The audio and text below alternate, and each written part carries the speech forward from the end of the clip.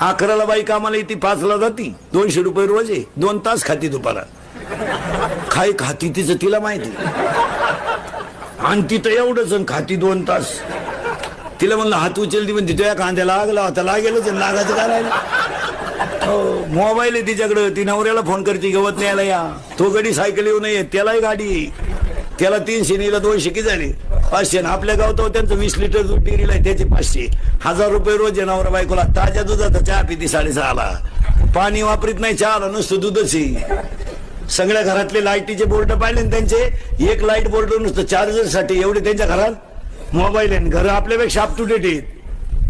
वा वा वा. जेवताना टीव्ही पाहती, झोपताना मालिका पाहती. माझे मन तुझे झाले.